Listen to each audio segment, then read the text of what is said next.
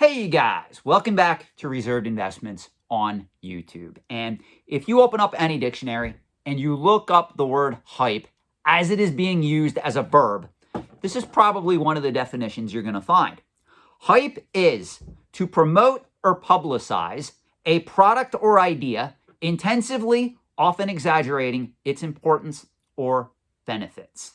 Now, I think that none of you would disagree with me if I said that pretty much hype governs the entire antiques and collectibles trade at present time. In the year 2023, hype is everything.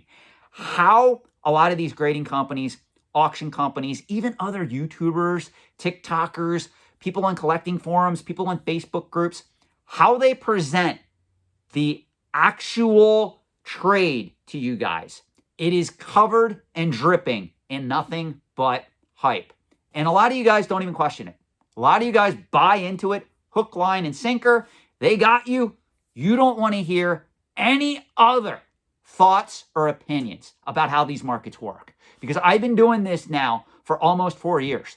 And I've been active in the antiques and collectibles trade since the age of 12. And I've been writing for Antiques and Auction News since 2013, almost 10 years, guys. And it's amazing to me how I keep getting email after email or comment in a lot of these videos where people tell me, Sean, you don't understand. And I have to take a step back and I have to explain to you guys, it's not me who doesn't understand. It's a lot of you that are so caught up in the hype, that are so caught up in FOMO, fear of missing out, that you are making major mistakes in these markets. I've said this before. I've said this again. Number one, this is a collectibles finance channel. I want to make that very clear before I go any further, because a lot of people that watch my videos, they don't watch any of my other content, and they find one video and they latch onto it and they say, Sean, you're being unfair. I'm a collector. You need to understand that right now you're watching a collectibles finance channel. I don't want to hold your hand and talk to you about the first time you discovered Pokemon, or the first time you played a Nintendo video game, or the first time you went to the store and bought a Nintendo Amiibo. I don't care, guys. I like a lot of this stuff as well. But when you tune into Reserved Investments, this is a collectibles finance channel. You need to understand that.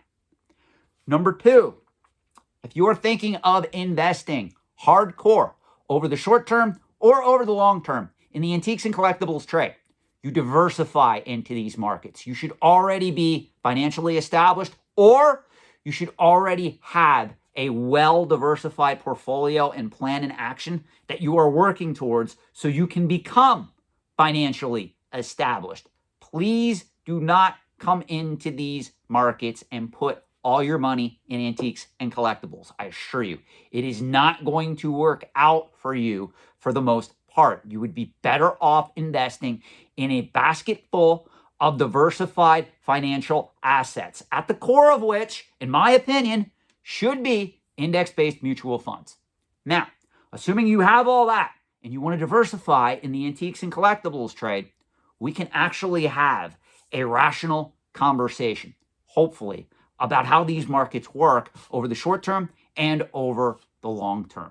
You see, right now, there's a lot of hype that's literally flowing through these markets. And in the last 10 years, guys, you need to understand, in the last 10 years, the antiques and collectibles trade has grown by leaps and bounds.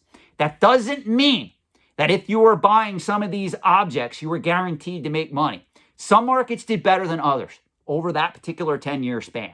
And what you also have to understand is, why did that happen? How did we get to this point as to where we are in 2023? Because I know there's going to be people screaming at me in the comment section, Sean, you don't understand. Some of these markets pulled back 10, 20, 30, 40%. I get that. That's because of the overall status of the economy by and large, with supply chain issues, with the Fed getting involved, with inflation rearing its ugly head. Yes, certain markets have pulled back, and they have done better or worse than others. Look at graded video games. That particular market pretty much crashed. Look at vintage comic books. Some of those particular books are down 20, 30, 40%. You guys need to realize that antiques and collectibles are an extremely risky asset class over the short term and over the long term. If you're going to invest in these markets, I'm here to tell you, you're going to have nerves of steel. If you go into the market, the financial market I'm talking about, and you buy an S&P 500 index fund, and you park $100,000 there, you're absolutely right. You're going to go on a roller coaster ride over the next X number of years, however years you want to hold that particular asset. But you have an advantage. All you have to do is just don't open your monthly statement. Don't look at the account balance. Just know that you're investing in it for the long term, and you'll be okay because that's an income-producing asset. Antiques and collectibles are very niche.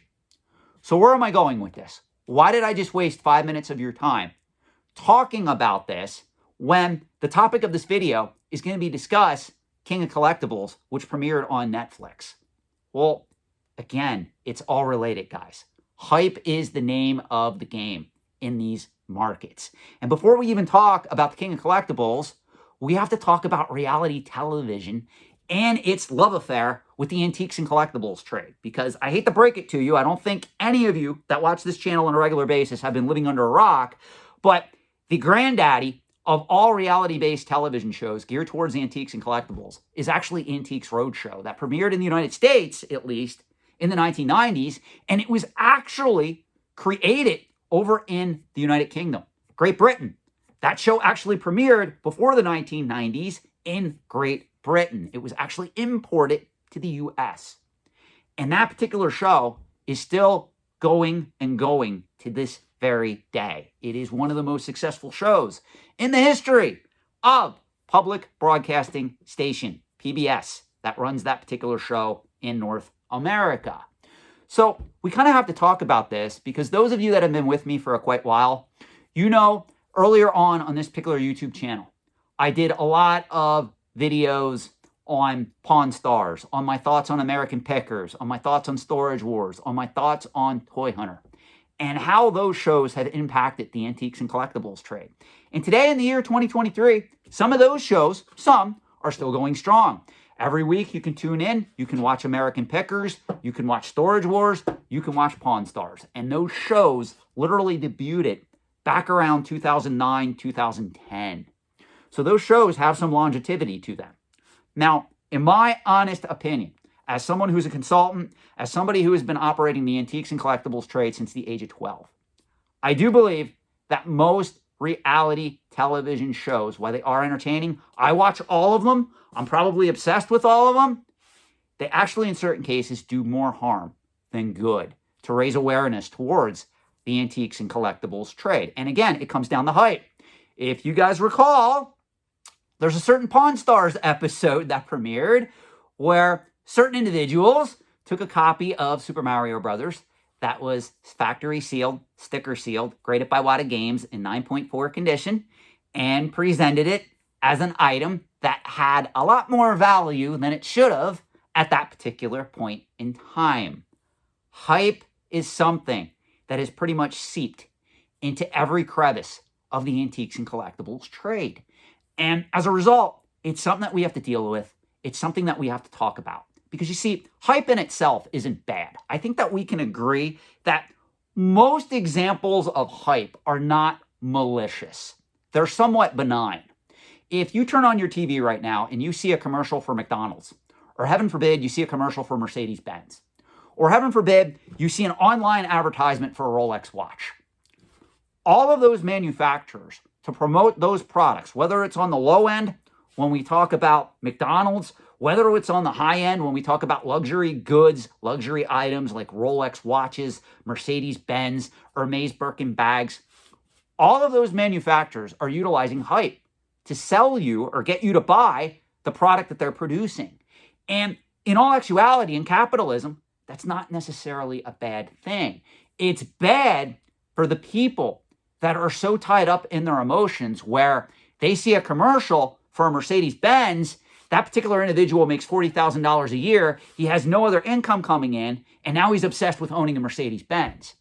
That's going to be detrimental for that individual's long-term financial health. Let's be realistic. Now, if you see a commercial for McDonald's and you get hungry and you go for a Big Mac and a large fry, I bless you if you can. I have celiac disease. I can't eat gluten, so I don't eat at McDonald's. But if you can, and you spend $8 on a super value meal, yeah, you can do that every now and then. It's not going to break the bank. So hype in a nutshell is not necessarily bad. It's just the fact that the average consumer doesn't understand that hype can become addictive. Hype can become a disease. It's no different. A lot of you guys come to me and you say, hey, Sean, I go on YouTube. I watch these YouTubers. I love seeing collection videos. You need to do more collection videos. I would love to see a video where you walk through your house or you take us to your safety deposit box or storage unit and you show us some of these awesome collectibles. You have to understand that there are certain individuals that will watch those videos and they will become obsessed with those particular items and they will make bad financial decisions based on those videos. Now, I'm not saying that if you're a YouTuber or if you're a TikToker, that's your responsibility. It's not. You do you. You put out your own content. But I'm here to tell you, hype can get you into a lot of trouble if you don't understand how to recognize it and how to realize that in most cases, it's not all it's hyped up to be. Pun intended. So we're going to be talking about the King of Collectibles now that I'm 11 minutes into this particular video. And I want to tell you that this is a very hype-driven show. It also reminds me of, I don't think a lot of you guys are familiar with some of the lesser-known reality-based television shows geared towards the antiques and collectibles trade that literally came out between like 2011 and like 2017. There are several reality-based television shows, some of which I love, some of which I hate, that came out during that time span. Prime example of this is Market Warriors. Market Warriors was produced by the producers of Antiques Roadshow. It premiered on PBS, public broadcasting station in the United States, and it only lasted one season. And I loved that show. I wish it would have got at least the chance to get a second season. But the producers felt it wasn't performing as it should compared to Antiques Roadshow, and they axed it right away, unfortunately. Another show that premiered in 2013 was actually called $1 Million Auctions. And this was a show that I have a fondness for because it featured Morphe Auctions. Morphe Auctions is less than an hour from where I'm located right now. It is an auction house that is located in Adamstown, Pennsylvania, which is arguably the antique capital of the United States. That's where literally I learned the antiques and collectibles trade from some of my mentors. $1 Million Auctions actually first premiered overseas, ironically. Remember, guys, I live in the U.S. I believe it actually premiered in Australia first. Then other networks decided to pass on it, and as such, it's now available to stream on a lot of the streaming platforms. If you look at Amazon Prime or Tubi or even Pluto TV, some of these even free streaming platforms, you're most likely to come in contact with $1 Million Auctions. Another show that came out around the same time that featured Rich Penn auctions is called Bid America. And that particular show, I think, premiered in 2012, right around the same time as $1 Million Auctions. And again, that was a show that looked at an auction company and a lot of these crazy collectors that consign their particular collections with these companies and the prices that these items go for. And the reason why I'm bringing this up is because, in all honesty, I was not a fan of $1 Million Auctions. I was not a fan of Bid America. And spoiler alert, I'm not a fan of the King of Collectibles. Because a lot of these shows, unfortunately, only serve one purpose: to create hype. To create hype for their products. To create hype for the eccentric founders. And to be fair, I have a lot of respect for these individuals. Don't get me wrong. Dan Morphy, who formed Morphe Auctions. Ken Golden, who formed Ken Golden Auctions. Golden Auctions, as you guys are aware. I have a tremendous amount of respect for these individuals. But unfortunately, these shows tend to miss the mark. These shows do nothing but paint a very, very almost narcissistic picture of these particular individuals' business, how they conduct business, and the amount of people that are coming to utilize their services. And this is a problem that I have with a lot of these shows that are in the format of, we own an auction house, we're going to take you inside, We're going to introduce you to our crazy cast of people that work here, which is pretty much all hype.